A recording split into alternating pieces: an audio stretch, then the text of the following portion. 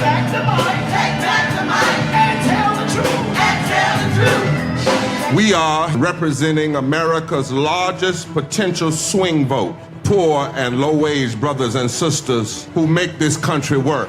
Those most impacted by injustice, voting together. My whole life, I've been running only to find that there is nowhere to run in this country that is not contaminated by the disease of injustice. Poor and low-income folks make up over 43% of Mississippi's electorate. Yeah. I am determined to give my beautiful daughters a future. That we're organizing every homeless veteran across this country, and we're uniting because we are the swing vote.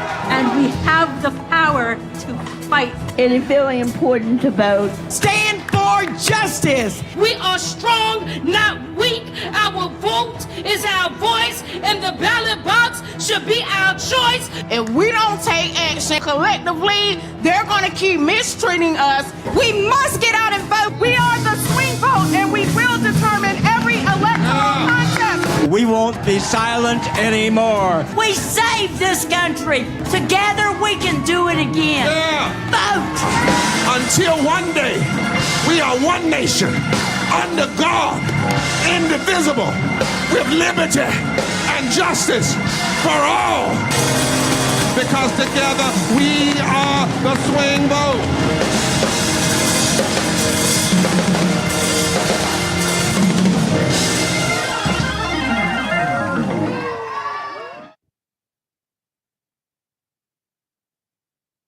We welcome you. This is Bishop William Barber, president of Repairs of the Breach and co-chair of the Poor People's Campaign of the National Call for Moral Revival, along with Reverend Dr. Liz Theoharis of the Cairo Center. And we welcome you all tonight to this national rally, this final push. Now, I'm going to get out of the way because really I want you to hear everything I could have said. I've said it. You saw it on the video.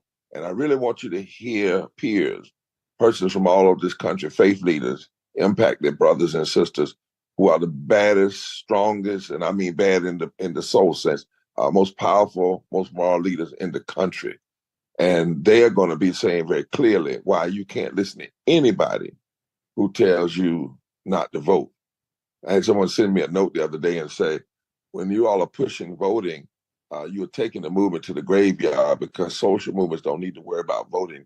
They just need to push issues. Well, that doesn't make any sense because in the fight for justice, you must have articulation, you must have agendas, you must have agitation, you must have legislation, litigation, and voter participation.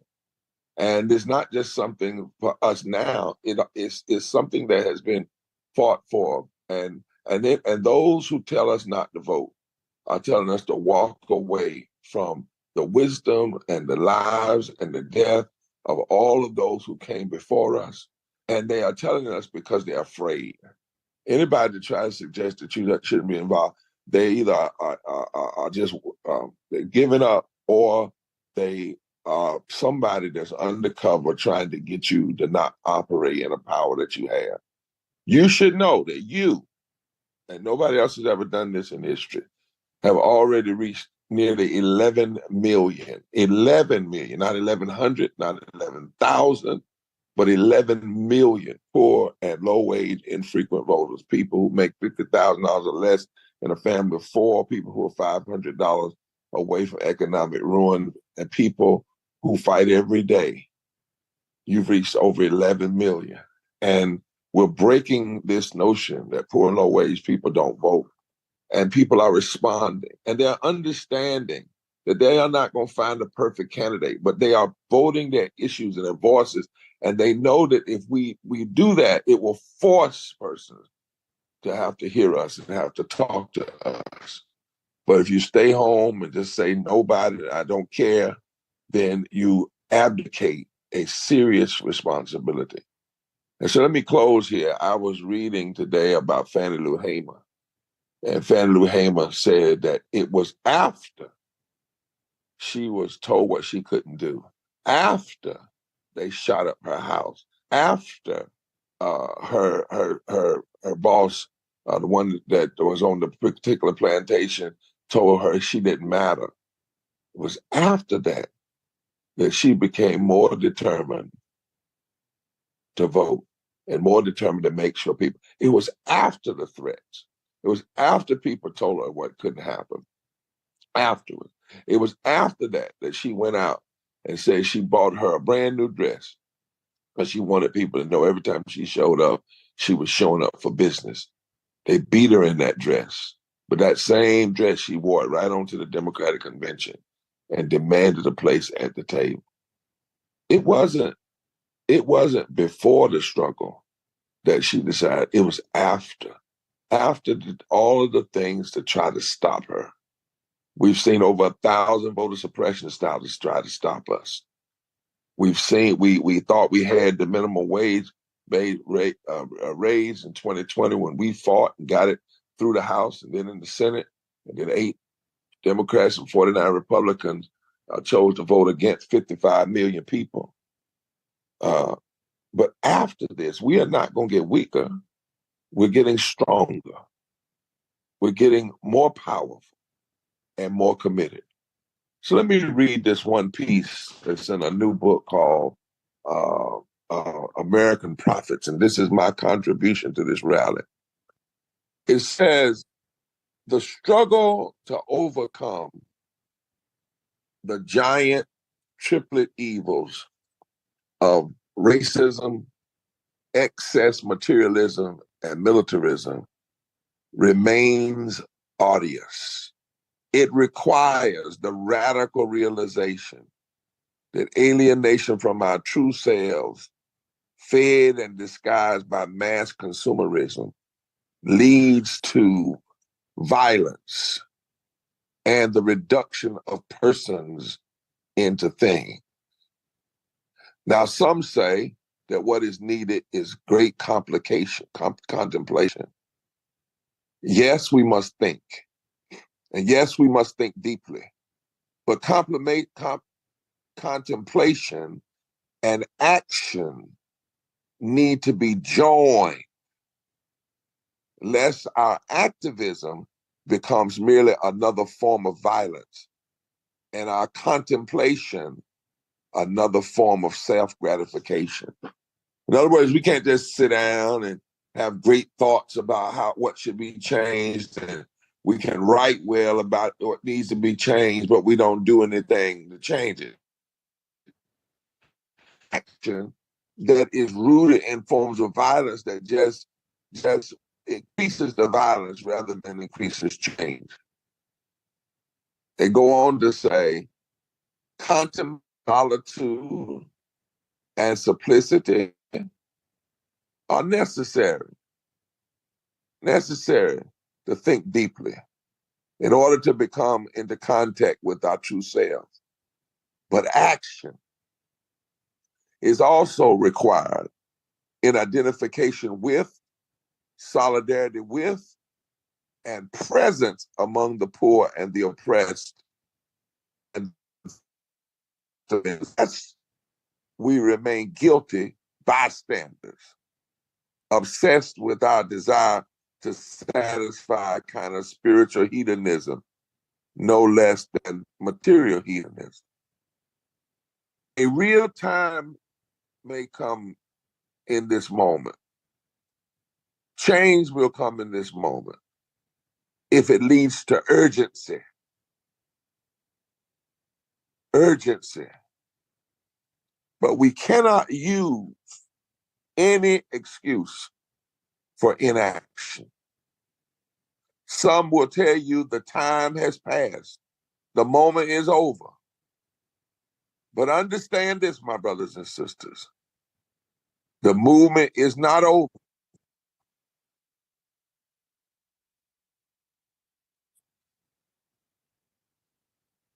As long as we live, as long as we breathe, as long as we can get up in the morning, the movement lives because it lives in us. Nobody can wake the sleeping giant, or poor and low-wage people, but us, because we are that giant. So let's keep moving. Let's keep pushing. Let's keep voting. And let's declare forward together and not one step back. One step back until every item on our agenda is a reality. Poverty and low wages are abolished. And we challenge and undermine and overthrow nonviolently the 5 interlocking injustices of systemic racism, systemic poverty, ecological devastation, denial of health care, the war economy, and false of religious nationalism. The movement is not over as long as we live and breathe and have our being and exercise our power. God bless you, my brothers and sisters. You are doing what many dreamed of being done. Think about it. Already you've touched 11 million infrequent voters. And because of you, many will move in this election season and in the season beyond, because we will not stop until justice is ours. God bless you. Gracious and loving Creator who is called by so many different names, we gather today across traditions and faith, communities in the physical and virtual spaces, united in our shared commitment to justice, equality, and the sacred worth of every person. In this virtual space, we come from many paths, but we stand together in one purpose: to lift up the voices of the unheard, to inspire action, and to call forth a moral revival in our nation. God of justice, Spirit of humanity, we ask for your presence to be at work in us, to ensure that every vote is cast and every voice is counted. Empower us, O divine one who is greater than us, that connects us in humanity, with the courage to engage in this essential work of democracy, knowing that it is our right and our responsibility to care for our neighbor by participating fully in this election. From all of our different faith communities, we know that there is justice, there's love, and there's mercy. This is the 3 interconnecting themes that fall through all our faiths. May the spirit of unity, equity, and compassion be with us in this gathering and beyond. Let this be a time where we inspire, energize, and prepare to transform our world through the power of our collective vote. Together we will rise. Together we will fight for justice. Together we will create a change that honors the dignity of all people.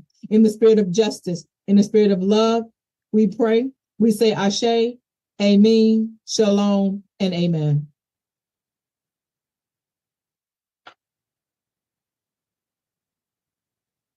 Good evening.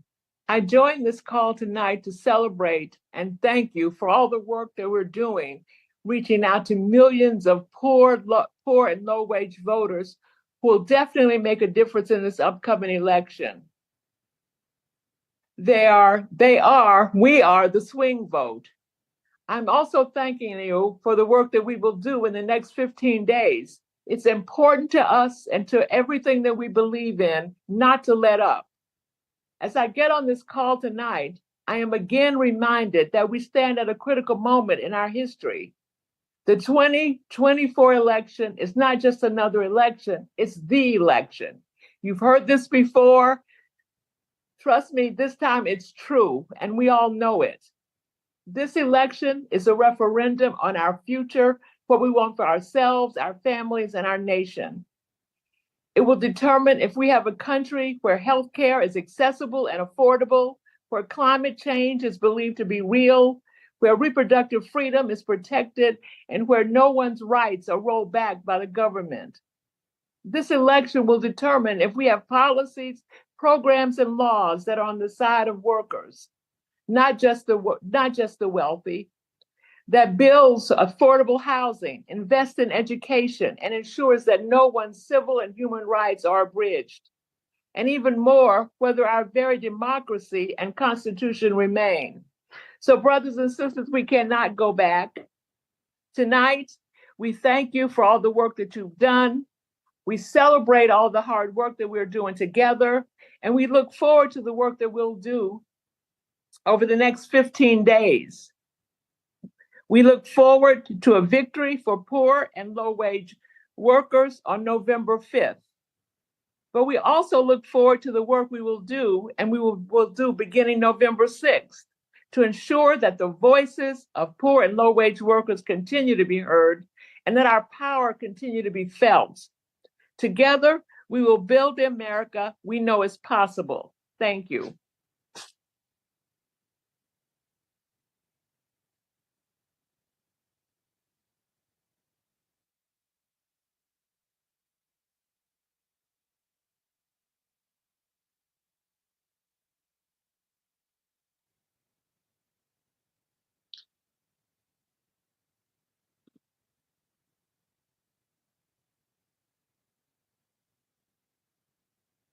Thank you so much, Roz.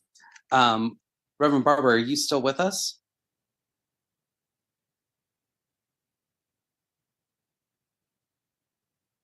All right, Danielle, let's... Yes, I am. Clinton, I'm with you. Yes, sir. Awesome. Welcome back. We're looking forward to hearing that call to action for tonight, to go to vote.org. Well, I wanted to turn everything to you all. As I said at the beginning, I think we have more powerful voices. Everything I had to say is in that video. In fact, I want them to key it up one more time because it moves so fast. If you would key that video up just one more time, Spark Street. But we want everybody, part of this mobilizing is you got to go. And this is what we said in our texting that was done. We've handed out over 100,000 pieces of material. Over 11 million people have been touched.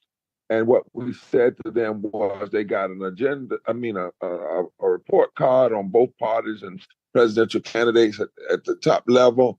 And there was a place there that you could go to vote.org to check your registration and make sure everything is straight. We also want to say to folk that we ask people to pass on this message to at least 10 people. So if everybody we touch 10 people, that's with 20 million people. And pay attention to your state laws. We won't give out what different states are on this call because we don't want to make any mistakes. But go to your state, and where there is early voting, like for instance in North Carolina, you can vote early and register at the same time. So you don't have to be registered to vote and then go to vote. You can go and register and vote at the same time. Utilize the opportunities that are at your state. And remember, as Roz said, this power, let me remind you of how powerful poor and low-wage voters are. And this will be my last word for tonight. In past elections, the margin of victory in Wisconsin was 20,000 votes, with nearly 1 million poor and low-wage voters that did not vote, many who already registered, and many who said the reason they didn't vote, nobody talked to them, but are deciding they can talk to themselves, and then also let their voices be known among other people. Just so less than just 20,000 votes. In Michigan, 10,000 votes in one of the elections the last few years. 10,000 with over 1 million people who did not vote. In Pennsylvania, 40,000 with over 1.4 million people that didn't vote. In North Carolina, 74,000 with over 1 million poor and low-wage people that didn't vote. And one of the things we were able to look at is that when you look at some of the past elections, you can literally, Clinton, add up that in about 5 states, who was determined, the Electoral College and the presidency was determined in over 5 states for somewhere under 170,000 votes. But in those same states, those same 5 states, over 5 million poor and low-wage voters did not vote or were infrequent voters. That kind of power cannot remain dormant. It has to be activated. It's a gift from God. It's a gift from the universe. It's the flip side of our struggle. In other words, there are 100 and some odd million, 40 million people who are poor and low wealth. But the flip side of that is a community of people who are united by their struggle and their suffering. And if they unite by their suffering and struggle, they can unite in their power. So go to vote.org, check your laws in your state, check your voter registration, send it to 10 other people, and let's move and massively show up on every day from now until the election day, because election is a season now. Show up every day, show up on election day, and then let's show up after election day, because we got work to do. We've got a nation to shift. We've got a democracy that's worth saving, and we got to ensure that it's a democracy that lifts up all people, and that poor and low wage brothers and sisters are at the forefront of who this democracy is, who's lifted up, and who benefits from our collective action together. Take back the mic, and tell the truth, We are representing America's largest potential swing vote, poor and low-wage brothers and sisters who make this country work.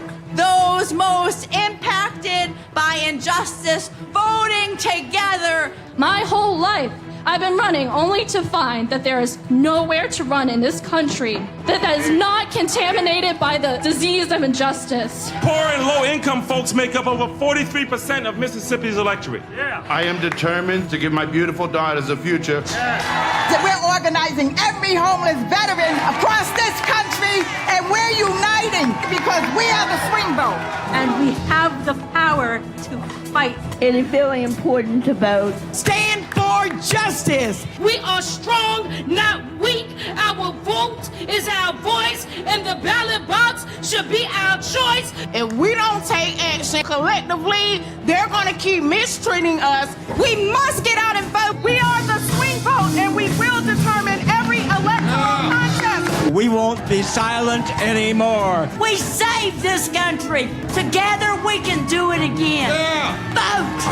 Until one day, we are one nation, under God, indivisible, with liberty and justice for all.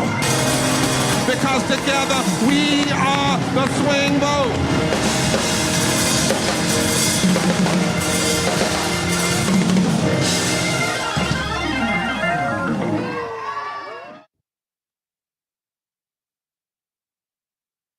All right. Thanks so much for that wonderful video. Next, we'll have up our powerful testifiers.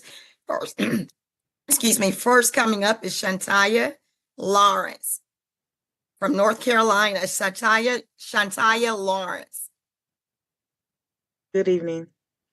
My name is Shantaya Lawrence, and I'm a child care provider in Raleigh, North Carolina.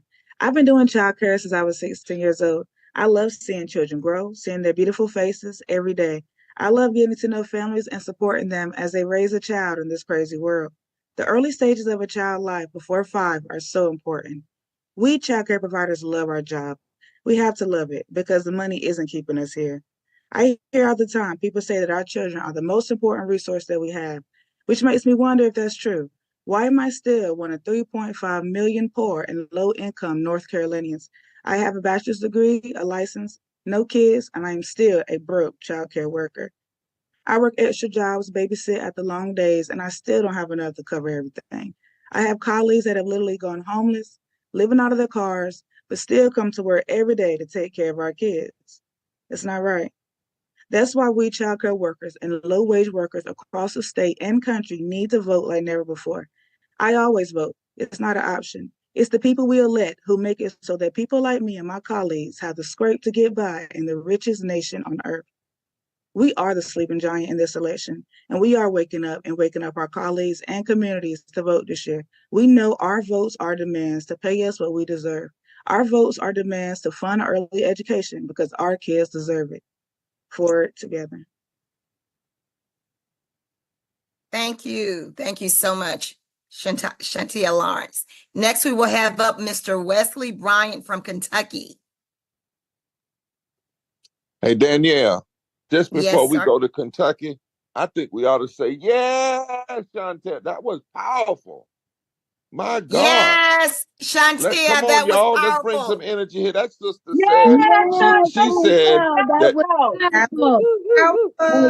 she Yes. said that she has people who are taking care of children and living in their cars, and she ain't taking it no more, and she's going to vote for people that are going to seriously fund childhood education and living wage. See, that's the story. That's putting a face on this. And I don't want us to take this nonchalantly. When brothers and sisters like my dear sister decide that their power is not going to be dismissed, that's the nonviolent revolution that will change this country. Thank you so much, sister, for leading us off in that way and saying the nation's going to hear your story, feel your power, feel your vote, and that you all are not going to be depressed, but you're going to instead push forward and press forward in a powerful way. You're not going to give up. Instead, you're going to stand up. Thank you. That helped me tonight. Thank you so much. Thank you again, Shantia. Next, we'll have up Mr. Wesley Bryant from Kentucky. What's a house? It's a dream. It's my dream. But it's only a dream. My family's been robbed of the simplest necessities in life. A home to run and play in, to build memories, to grow into, to store us, keep us safe. My family lost this dream on July 28th, 2022. We've been living a nightmare ever since then. That day appears to get worse, as no one seems to care or worry about us flooded and forgotten Kentuckians. Will we get back home? Will we have a chance to dream again? Or will this be a nightmare? The flood came, and the flood not only killed lives, but it killed dreams, passion, and love. For me, it was 17 days of being in a colorless, cold world. I remember volunteering and hearing other volunteers talk about having to restrict others from receiving goods, volunteered goods that was donated to them. I lost all hope in humanity. And honestly, who wasn't? Now I'm 2 years in and still homeless. My daughters have nowhere to make memories. And to be honest, I don't know if we will get a home. There's no help in sight, no programs around us anymore. And I just don't know if there's any way we can get back home in that future. We live in a country that during the war on poverty chose the side of poverty to win. And what hurts the most is we've divided this country on so many social rights that poverty would continue to prevail and prosper, whilst we the people destroy each other and fight just to survive. Society as a whole has quit on each other. But what do we do to have to look forward at this moment? That's the future. And one of the biggest lies we've been told is we don't have any control of the future, but we do. And they live in the homes with us. And I'm proud of what I'm seeing. I'm proud of the progression that's happened, but I'm not proud of the lack of support from outside the areas to invest in our future. We have to give them a reason to quit looking down on us, though. And hopefully the future will not only do that, but will make the outside world look up to them because of their strength, ingenuity, and bravery. The moral of this story is for us to work harder, not better every day. Step out of the shadows. Stop being living ghosts and just live. Do what it takes. Knock down doors. Inspire others. Never give up. Ask questions about things we don't know. Admit we're wrong. The most important thing I want anybody to take away from this is love. If you're listening and struggling, it's okay. Someone loves you and wants the best for you. And that's me. But know this, friend. Let's make a better America together. Thank you. All right. Thank you so much, Wesley, for such a powerful yet compelling testimony. Next up, and we have Wesley, thank you so much for reminding us of people's humanity and saying that even there you all won't give up. And that's why, brothers and sisters, when we look at this election, we got to ask serious questions. Who's really for housing? Who's really for housing? Who's really serious about housing? You know, we got to vote for those that are serious about housing and addressing climate change and making sure that persons like Wesley have a living wage before the storm hits, so that they can have some savings and things after the storm hits to come back.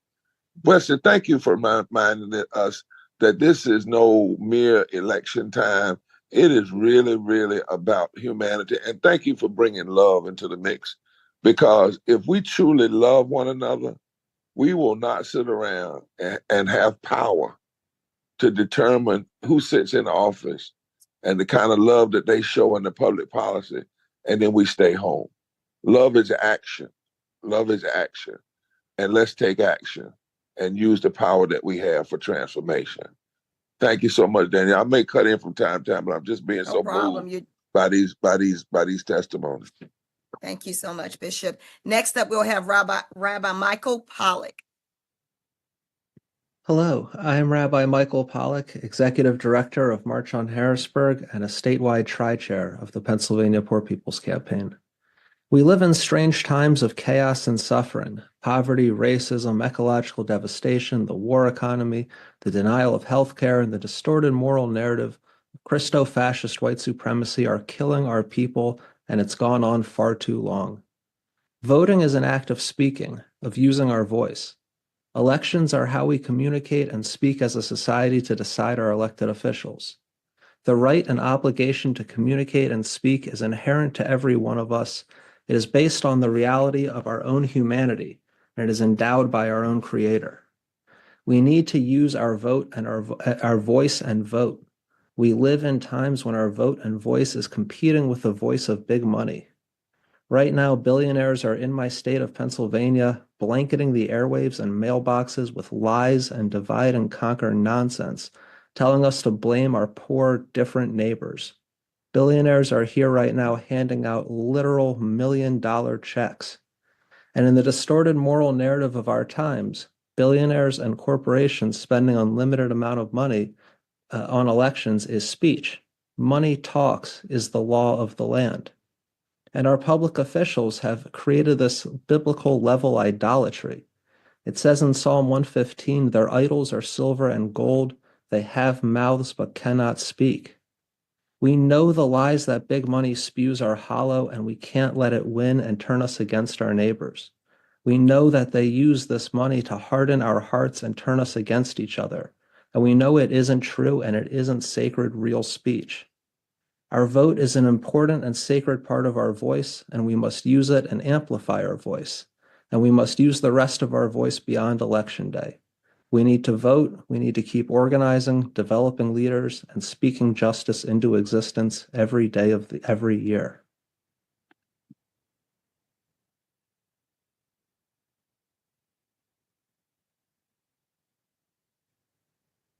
All right, thank you so much, Rabbi Michael Pollack. Next up, we will have Shally Gupta Barnes. Thank you, Danielle. I'm sorry I'm not on video tonight. My Wi-Fi isn't strong, but I wanted to just spend a couple of minutes reminding us again of the power of poor and low-income voters. We already know this power, but most of the country doesn't. And this is the most consequential voting bloc, not only in this election, but in our nation's politics. And we get the least attention. So we got to remind ourselves constantly. And so I want us to look quickly at this map from 2020, the last presidential election. Just look at this map. Look at the millions and millions of people across the country, among the 140 million, all these percentages representing the power of low-income voters in each and every state. We're talking about 80 million eligible voters, more than 50 million who voted in 2020, accounting for big enough percentages in these states and a third of the electorate overall, that if this voting bloc was organized to take action together, its power potential would be unparalleled. If it was one voting bloc, there are more votes among the 80 million poor and low-income voters than either party received in 2020. And so people are taking notice because the stakes are so high, as we've heard on this call, as we know in our lives, not only in this election season, but for the years ahead of us. This new and unsettling force, this swing vote, this block of poor and low-income voters must be organized to save the heart and soul of our democracy. And if we can begin to flex this political might, maybe, just maybe, we can move this country in a different direction, not just starting November 5th, but starting in all the days leading up to November 5th and on November 6th and throughout 2025 and 2026 until we realize the nation we were meant to be. So thank you, everybody, for everything that's going on in this electoral season and in the years leading up to this moment and the years ahead of us. That's right, Shelly. We have amazing power as the swing vote in this country of poor and low income, infrequent voters. And up next from the state of West Virginia, we have Pam Garrison. Thank you. I'm tri-chair of the West Virginia Poor People's Campaign. I've been with the Poor People's Campaign for about 5 years because I believe in us. That's why, not no organization, not a politician. I believe in us, the marginalized, the low income voters, the moral people. I believe that all of us coming together for freedom and justice for all. West Virginia is one of the states, one of the poorest states in the nation. 656,860 poor, low-income voters and 85 million across the nation. We account for 1/3 of the electorate. Last presidential election, we engaged in mass voter registration simultaneously across the nation and texted millions of people. This election, we're having mass simultaneous canvassing across the nation, reaching out to low propensity voters and texting millions more. We are making our voice and our demands heard. We proved through COVID when policies are implemented for the greater good of the country to relieve some critical problems. A tax credit to help low-income people with children. Child poverty was cut in half. Expanding Medicaid helped people that can't afford insurance get medical help.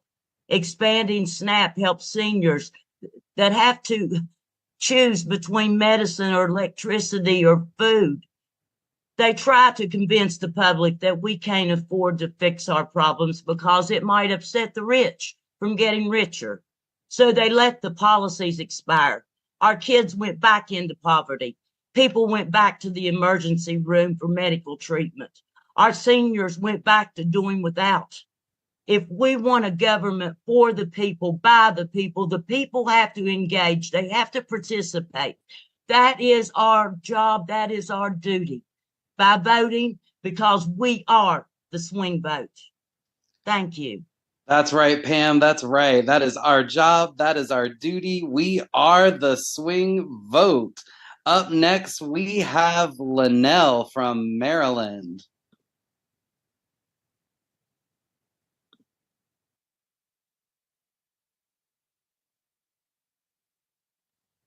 I'm sorry, everyone.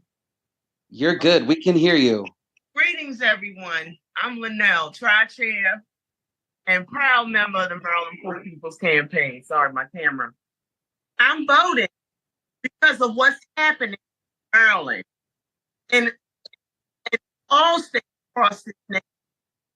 Violence through disinvestment, like in Sandtown, Winchester, where we're working here in Baltimore, has always been poverty, systemic racism, inequality, food deserts, crime, and not enough support. Closed schools, abandoned buildings, lead pipes. To this day, this is a real problem. The state of Maryland has the highest eviction rate in the United States. Think about that. The highest infant mortality rate. The highest denial of health care. Food disparity, and the list goes on and on and on. We are facing an onslaught of injustice here. And poverty is a policy choice, as Pam said.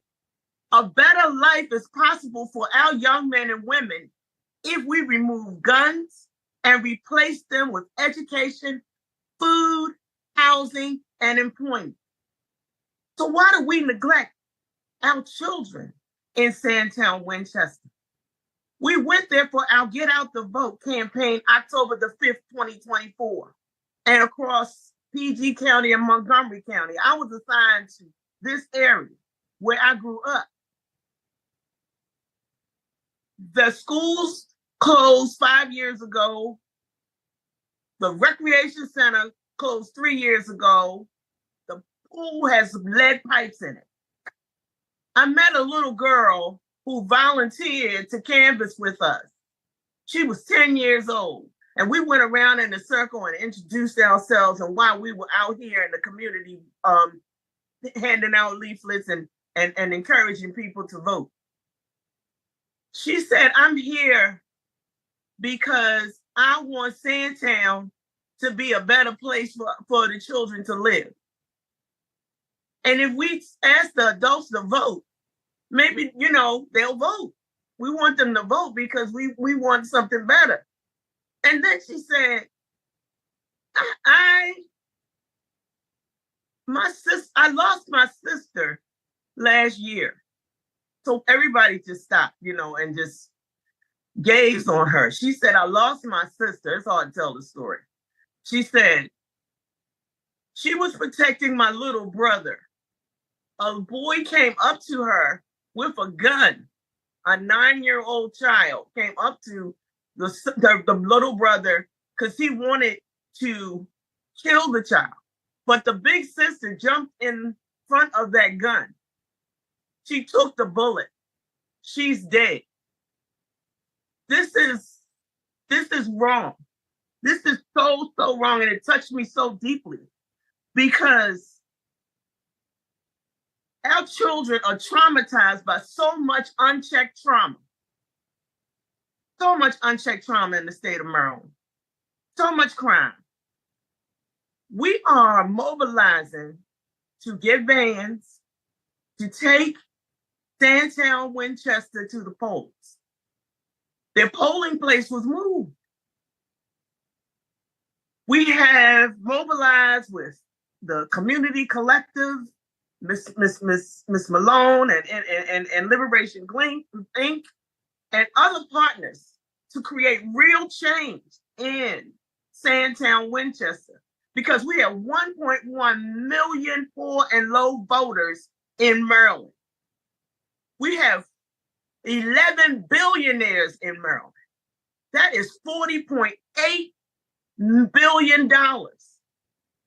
We have enough money to fix these recreation centers. We have enough money to house these people. We have enough money. We have to continue to work and fight against this establishment and make our voices heard and make them do the right thing. Because W.E.B. Du Bois said, a voteless people are a hopeless people. If we want to enable this wrongdoing, we must speak up. We must stand up against injustice in Maryland. And that's why I'm voting, to see justice in a city plagued with greed and malfeasance. Go out and vote. Register your entire community to vote.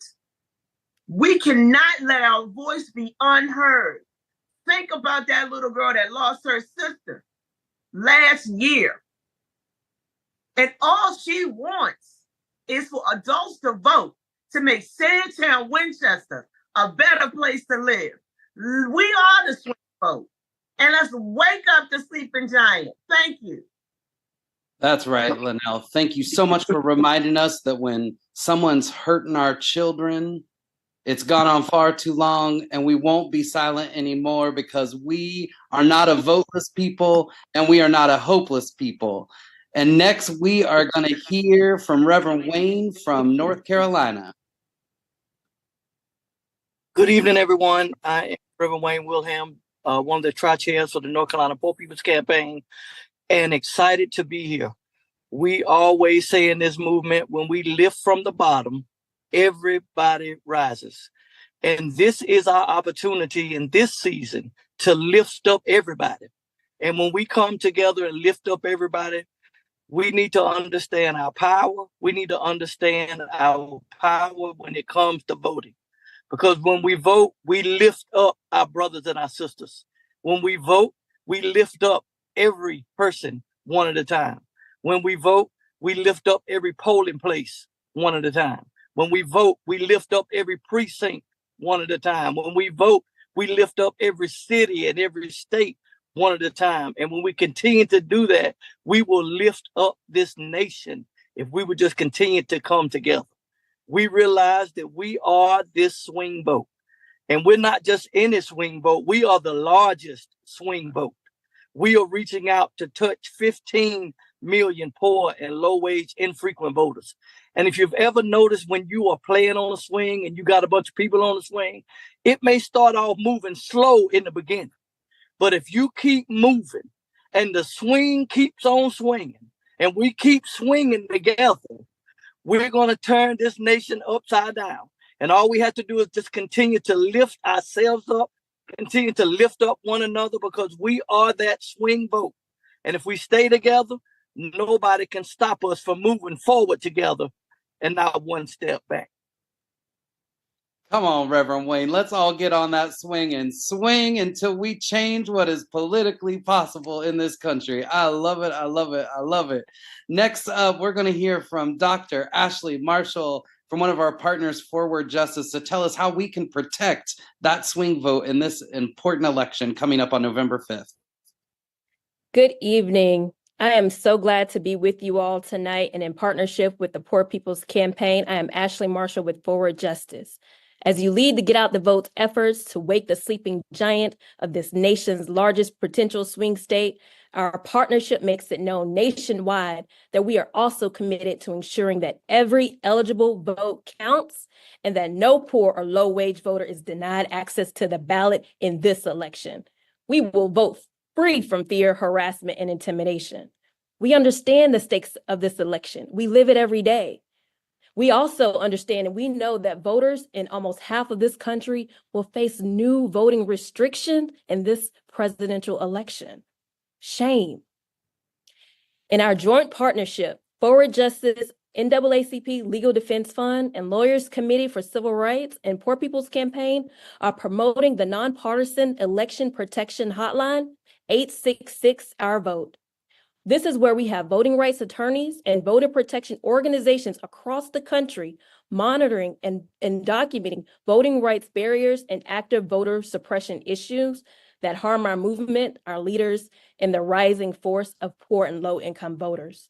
If you have questions about voting laws in your state, your voting status, or if you want to report an issue or problem at your polling place, call 866 Our Vote, and attorneys are standing by to assist and to help you.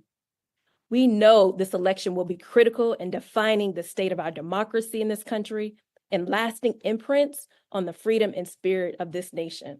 And this is why Forward Justice, NAACP Legal Defense Fund are proud to serve as legal support and capacity again to the Poor People's Campaign for the election of 2024. Let's get out the vote and protect our vote. Protect our vote, y'all. 1-866 Our Vote. Call that election protection hotline. Report everything you see, anything and everything. Thank you so much, Dr. Ashley Marshall from Forward Justice. Miss Yara, will you please introduce this video we're about to watch? I certainly will, Clinton. Thank you so much. Good evening, family. It is so good to be with you this evening to experience this fantastic energy. We are fired up and we are ready to vote. And if you've not voted yet, I'm sure you're on your way. I'm fired up because there's power in our swing vote. I'm also fired up because there's blood on my right to vote. And today I can walk boldly into that voting booth and make my voice heard. You know, it was the incomparable Ms. Nina Simone, singer, songwriter, activist, and musician, I'm sure you know her, who said, an artist's duty, as far as I'm concerned, is to reflect the times. And so I'm excited to announce that across this country, there are artists who are singing and playing beautiful and powerful social justice music. They're creating interpretive dance and, as it goes in the world of poetry, spitting the truth through spoken word. So let's hear now from one such spoken word artist from Raleigh, North Carolina, Miss Patrina Bryant, known artistically as Trina Thoughts. Dearly beloved, 140 million of us should be gathered here today in order to form a more perfect union. Poor and low-wage workers should be included, joined together in holy matrimony. This man and this woman struggles every day to stay alive, yet poverty is how they died. Fourth leading cause of death, America holds her breaths because she would rather you cash out on insurance policies, crooked policies, ensuring that the rich stay rich and the poor pay the taxes. So I ask this. If anyone knows why these two groups should not be joined together, let them speak now or forever hold their peace. We are strong, not weak. Our vote is our voice, and the ballot box should be our choice because we hide behind the veil.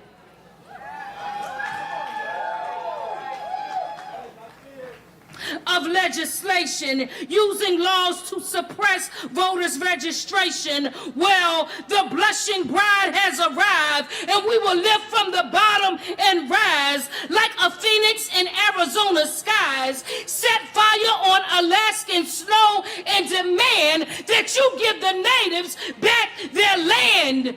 In this land of the free, home of the brave, we are the grandchildren of former slaves. We are the free men of free men. Their all is what they gave. So why?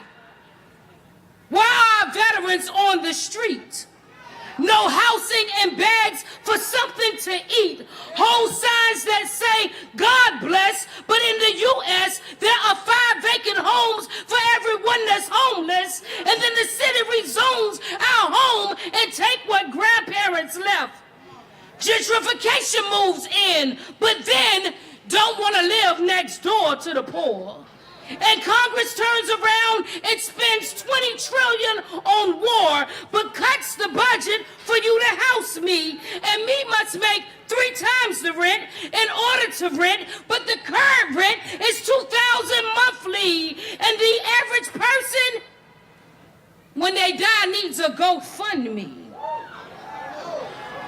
Same as politicians asking to go fund me, yet the poor's are accused of handouts. As you hand out the scraps to the ones that put you in office, but watch this, we about to swing low and ride that chariot to the polls. We're coming forth to carry us home because the swing vote swings in our favor. So boom!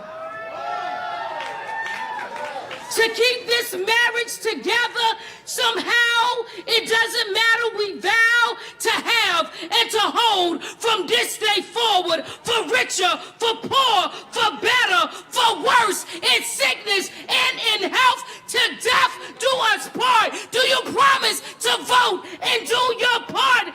I do. Get ready. We're ready. We're ready to make our mark. We are the swing vote. We are the swing vote.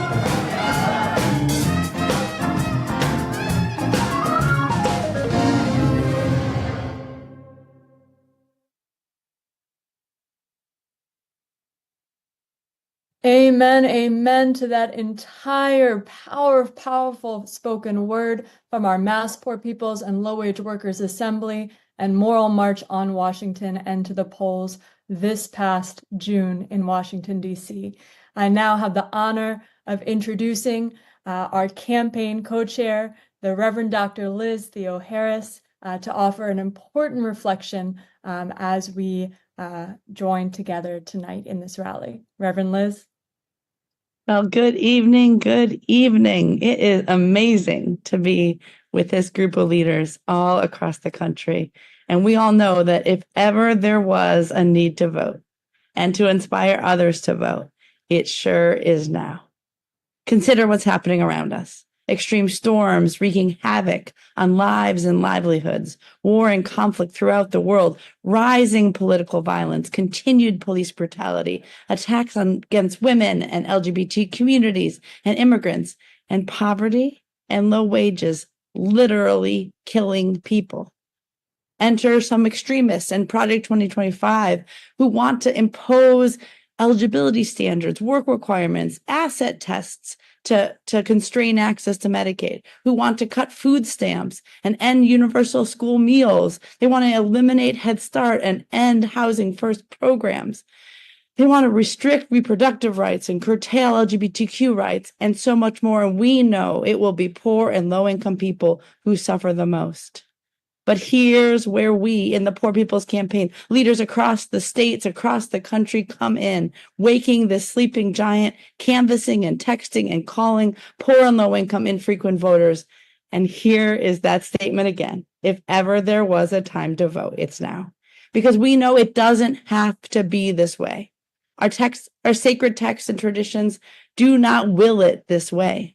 Jesus and the prophets, Moses and the people who have fought for justice throughout the ages stand in direct opposition to every provision of Project 2025. In the Exodus, the Hebrew people reject the oppression, the mistreatment by Pharaoh, and they march on to freedom. Leviticus and Deuteronomy establish policies, procedures to lift up the people so justice is passed down generation to generation. The prophets cry out to God in direct protest for those with power and wealth to do justice, to not shed innocent blood, to hate evil and love good, to stop depriving the poor of their rights.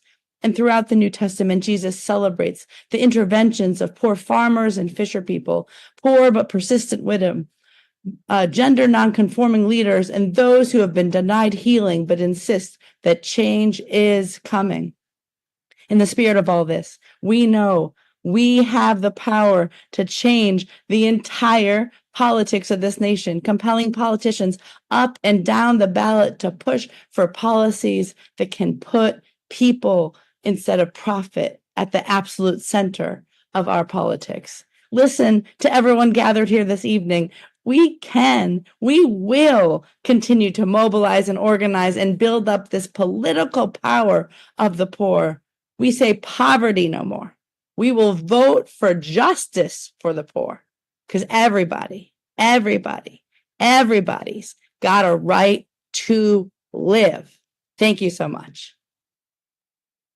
Everybody's got a right to live. That is right, Reverend Dr. Liz Theoharis. And what could be more apt than those hearing directly from the testifiers who know that that change is coming? So to introduce another batch of powerful state voices tonight, first up, we have Wayne Scadam with the Wisconsin Poor People's Campaign. My name is Wayne, and I'm from Wisconsin Poor People's Campaign. And before joining the movement, I did not realize the power our collective votes have. I had grown very cynical of our two-party system and had decided that neither party had our interests at heart, only the interests of the status quo power and money system in America. I am voting in this election to play my part in waking the sleeping giant. We are the swing vote. In Wisconsin, poor and low-income voters make up 42% of the electorate. I am voting so my children and grandchildren have a bright future and a healthy and moral democracy to participate in, so that everyone's right to life, liberty, and the pursuit of happiness is realized. If someone thinks that their vote doesn't count, I ask this question. If a vote doesn't count, then why is the status quo power and moneyed ruling class so intent on passing laws all across this country to disenfranchise whole blocks of voters? My answer is that they know we have power and are afraid of the power of our collective vote. So vote. Our vote is power in our voice. Our vote will and is changing the narrative. Vote. The collective voting of we, the poor and low-income people, is power and will cause both red and blue representatives to listen to us. Our vote will change history. Our vote will cause a moral revival in America. Together, our votes will revitalize a healthy democracy. Together, our voters will raise up the beloved community. Together, our votes will ensure a bright future for our children and grandchildren. Together, our vote will ensure a just, secure, and lasting future for all people. Our vote is power. Our vote is power. We will not be silent anymore. Vote. Thank you. Our vote is power, Wayne. Y'all heard it here first. I can hear that echoing in this Zoom and at all of the screens across the country watching this. Our vote is power. From Wisconsin, we are taking it all the way to Alabama. I want to hear from the Reverend Carolyn Foster about why you are turning out and your community is turning out this election. I am Reverend Carolyn Foster. I serve as Tri-Chair for the Alabama Poor People's Campaign. I live, work, and serve in Birmingham, Alabama. I learned the importance of voting while growing up in segregated Birmingham during the fight for civil rights here in Alabama. People like me did not have the right of self-determination. Where my family lived, worked, and where we were able to go and what we were able to do was dictated by a system of privilege and power that were in the hands of a few. I felt like being driven in a car and being taken to a place you definitely did not want to go. I am voting because voting puts me in the driver's seat. I am at the steering wheel, and I can steer in the direction that is best for me and my family. The power is in my hands when I am at the ballot box. In Alabama, there are over 1.9 million poor and low-income eligible voters who make up over 47% of the electorate. That's almost half of Alabama. In the community where I currently live, there are over 1,500 eligible but infrequent voters. So we have been canvassing these voters all over the state of Alabama so as to wake the sleeping giant in them and encouraging them to get in the driver's seat by putting a voting ballot in their hands and charting a course of direction that is best for themselves and their families. Yes, legal segregation may have ended, but it has also evolved in the form of racial gerrymandering, voter suppression, and purging of the voting list. And we can change these tactics by voting for candidates who support the issues that matter to us. It puts the power in our hands when we vote. We are the swing vote, and we are waking the sleeping giants in Alabama. That's right, Reverend Carolyn. We are waking the sleeping giant in Alabama and across the country, and poor and low-wage infrequent voters have the steering wheel. We are taking the steering wheel, and we are driving ourselves to the polls and beyond. From Alabama, we are going to Arizona. We want to hear from Zaid Evans about what you are seeing and hearing on the ground and why your community is turning out this election. Thank you. Hello, everyone. My name is Zaid Evans. As a disabled trans veteran living on a fixed income and serving as faith leader and tri-chair of the Arizona Poor People's Campaign, I'm voting because my life and the lives of those in my community depend on it. We live in a state where healthcare access, housing insecurity, the basic dignity of human rights and environmental protections are constantly under threat. The people I serve, many of whom are poor and low-wage workers, know this struggle firsthand. They feel silenced and invisible in a system designed to keep them marginalized. Personally, as a trans man and faith leader, this election cycle has been harrowing as anti-trans ads and policies specifically target my community. I feel exiled on so many levels, especially geographically. Earlier this spring, my wife and I were just 2 weeks away from listing our home in Arizona to move back to Oklahoma to help my sister care for our aging mother and be closer to my extended family and friends. But anti-trans legislation passed in Oklahoma, making it impossible for me to live into my divine createdness. In this experience of exile, I see myself in the exiled people of Israel, as described in the 56th chapter of Isaiah, where God declares God's house to be a house of people for all people, extending love and welcome to everyone, for we know that we are all created in God's image. I vote to put an end to policy violence that puts marginalized communities like mine in the crosshairs of hate-fueled lies that impact real lives and families.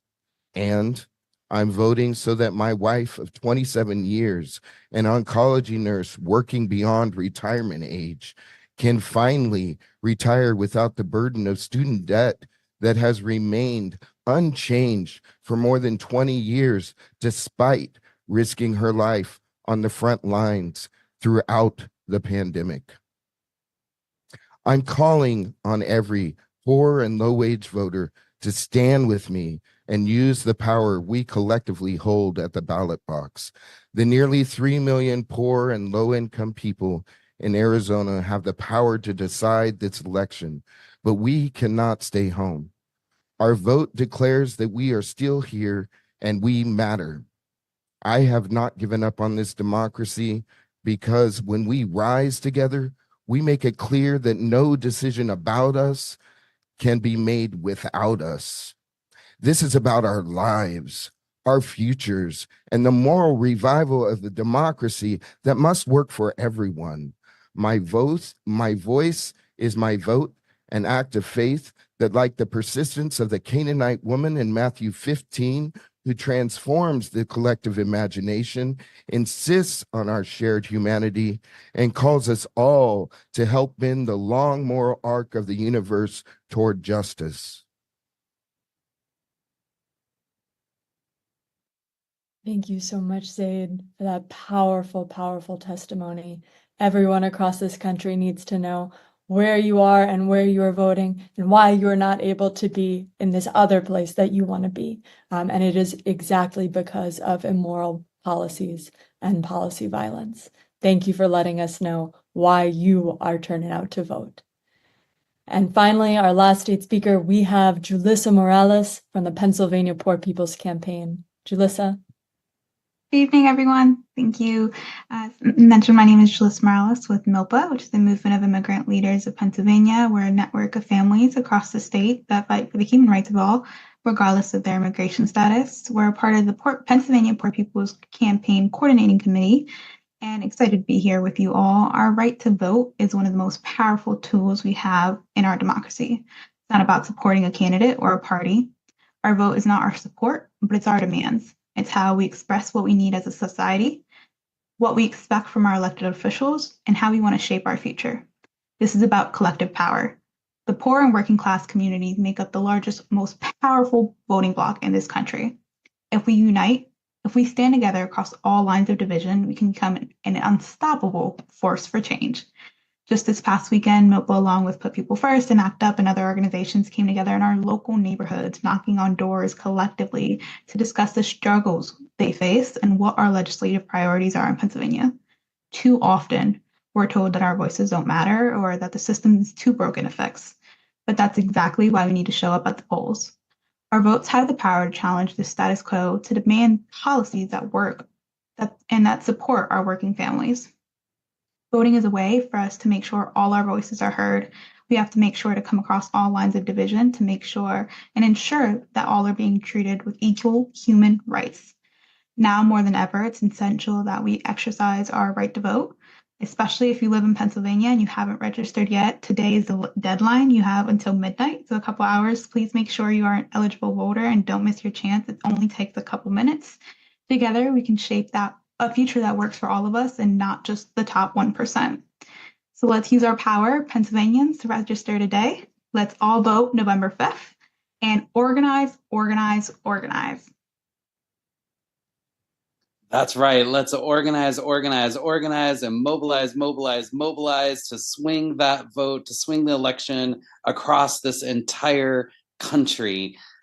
Up next, we're going to do a state roll call so that everyone watching this live stream can see the power of this movement. Our leaders calling in from all over the state, telling us that they are the swing vote. So Alabama, are you in the house tonight? Alabama is definitely in the house, and we are the swing vote. Amazing. Georgia, are you here tonight?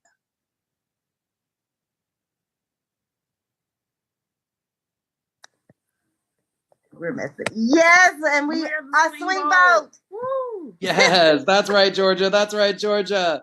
Florida, are you here tonight? How about Ohio? Ohio, are you here with us? Go, go, go! Ohio! We are the swing vote! That's right, Lou. That's right. We are the swing vote. Kentucky, are you with us tonight? We are that swing vote! Thank you so much, Mary. We also are in Nevada, but Arizona, are you with us? We are, and we are the swing vote. Amazing. Michigan, are you with us tonight? Michigan in the house, and we are the swing vote. Mississippi, are you in the house tonight? We are the swing vote! That's right, Tamika. North Carolina, are you in the house tonight? North Carolina, we in the house, and we are the swing vote. Yes. Pennsylvania. We are the swing vote. South Carolina. South Carolina is in the house, and we are the swing vote. Yes, ma'am. Texas.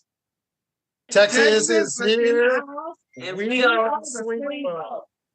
Amazing. We got a full house down there in Texas. West Virginia, are we in the house? Yes, West Virginia is here, and we are the swing vote. Amazing. Wisconsin.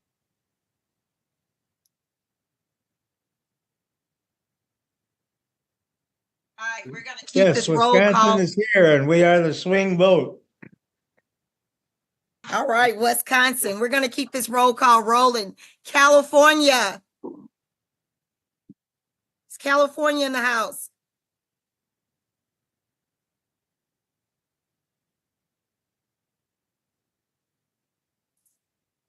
California's trying to come off mute.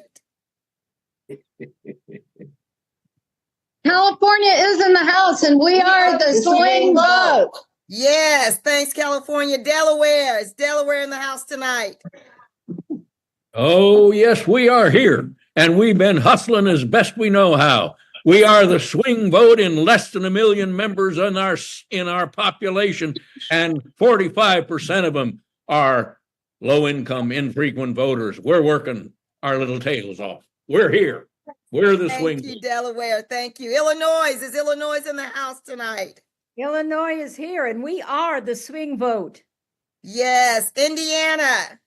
Indiana is the swing vote. Yes. Come through, Indiana. Kansas. Kansas is here, and we are the swing vote. Come on, Kansas. All right, Louisiana. Maine. Maine is here, and we are the swing vote. Great. Maryland. Is Maryland in the house tonight? Yes, and we are the swing vote. Great. Massachusetts. Where's Massachusetts tonight? Yes, we are here, and we are the swing vote. Come through, Massachusetts. Minnesota, where are you? Is Minnesota in the house tonight? Minnesota is here in spirit, Danielle. They are certainly the swing vote. Yes. And just to round us out, Missouri, are you in the house? Missouri's in the house, and we are the swing vote. You sure are. How about Nebraska? Nebraska's in the house, and we are the swing vote. Amen. New Jersey. New Jersey's in the house, and we don't like to gloat, but we are the swing vote. That's right, New Jersey. Sending it over to New York. New York is in the house, and we are the swing vote. Amen. And Oklahoma.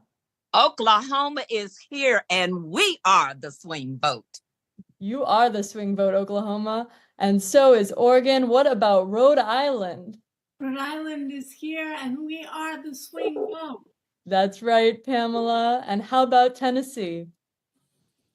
Tennessee, the volunteer state, is the swing vote. Yes, you are, Tennessee, and so is Utah. How about Vermont? Vermont is here, and we are the swing vote. Yes, you are, Reverend Joan, and from Virginia to Washington State, we are that swing vote all across the country. All across the country. So much incredible mobilizing and organizing work happening in this season of action. To close out this powerful program this evening, I'd like to turn it over to our incredible Director of Theomusicology and Cultural Arts. Oh, and not to leave anyone out, Washington, D.C.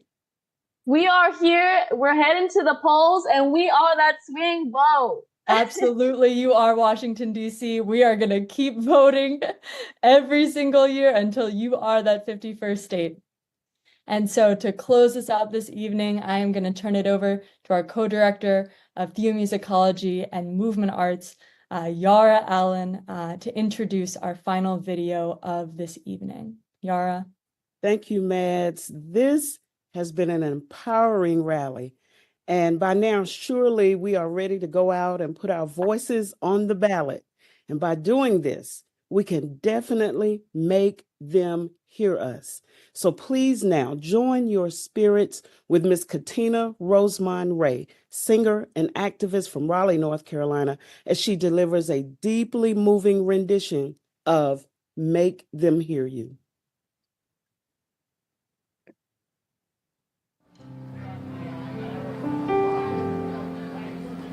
Go out and tell our story.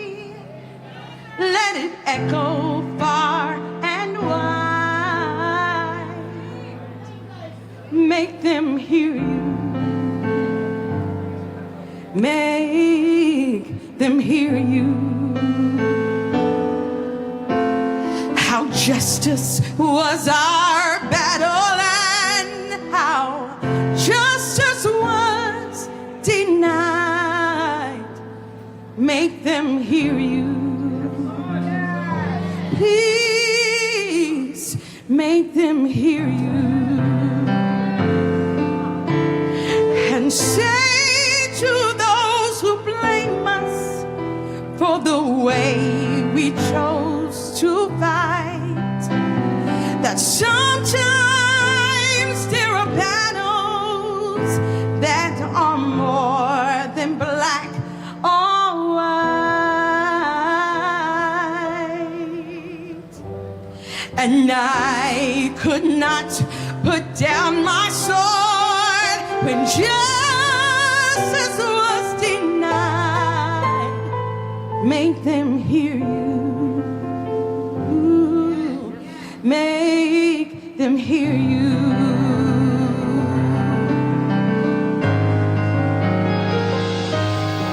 Go out and tell the story to your daughters and your sons.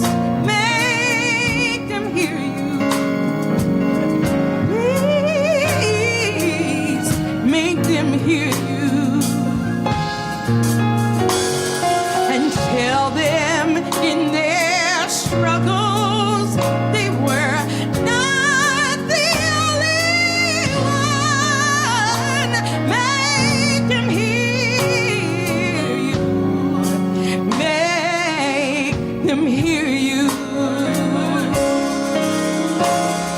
Your sword could be your sermon on the power of it. Teach every child to raise their voice, and then, my brother,